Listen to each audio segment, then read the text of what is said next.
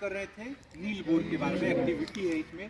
तो क्या हुआ, रदरफोर्ड का जब एक्सपेरिमेंट सिद्धांत जब फेल हुआ कि इलेक्ट्रॉन क्या हो रहा था, नाभिक के अंदर चला जा रहा था, तो नील बोर ने क्या बोला कि इलेक्ट्रॉन जो है वो अपने खास ऊर्जा क्षेत्र में घूमते हैं और जब तक अपने कक्ष में घूमेंगे तो कोई ऊर्जा का हम इसको क्या मानते हैं, हमारा नाभिक है ना, और इसका कक्ष मान लेंगे। जैसे मान लो ये बच्चा है मेरा, ये किसके जैसा काम कर रहा है, इलेक्ट्रॉन।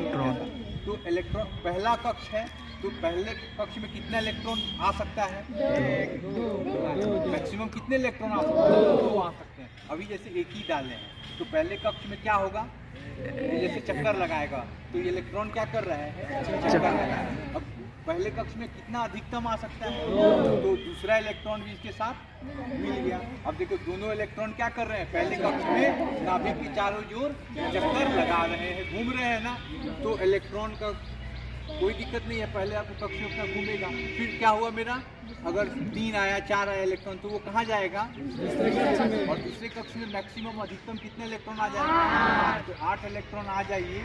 8 इलेक्ट्रॉन कैसे बनाएंगे आप, है ना, 8 है ना लड़कियाँ, और हाथ मिला आगे हाथ, और थोड़ा घूमते भी रहो कि वो क्या होगा, इसे पता चलेगा। ये देखो इलेक्ट्रॉन्स हमारे क्या हो रहे हैं, चक्कर लगा रहे हैं। अगला इलेक्ट्रॉन अगर हमको डालना होगा तो हम कहाँ डालेंगे, तीसरे कक्ष में। जैसे मान लो इस लड़की को हम बुलाते हैं, चला आ जाते हैं, रुक जा अभी घूमने, तो अगर तीसरा इलेक्ट्रॉन, तो तीसरा मतलब अगला जो इलेक्ट्रॉन होगा वो दूसरे कक्ष में नहीं आएगा, अब वो कहाँ आएगा, तीसरे कक्ष में आएगा। और अधिकतम कितना इलेक्ट्रॉन तीसरे कक्ष में आएगा, 18। और ये नील बोर ने बताया कि किस सूत्र से दिया, 2n स्क्वायर से दिया, और तीसरे कक्ष में अधिकतम संख्या इलेक्ट्रॉन की कितनी रहेगी, 18 रहेगी। फिर वैसे ही चौथा कक्ष बनेगा। बात समझ में आ गई है ना। और जब तक इलेक्ट्रॉन अपने कक्ष में घूमेगा तो ऊर्जा का कोई हाथ नहीं होगा।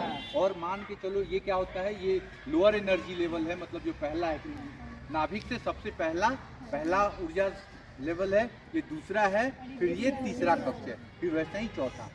समझ में आया। तो नाभिक से जितने पास है ऊर्जा उतनी कम, और जैसे जैसे दूर जाएंगे उसकी ऊर्जा जो है वो बढ़ती चली जाएगी। और पहले कक्ष से अगर दूसरे कक्ष में जाना है तो क्या करेगा, इलेक्ट्रॉन ऊर्जा को अवशोषित करेगा और वो उच्च कक्ष में जाएगा।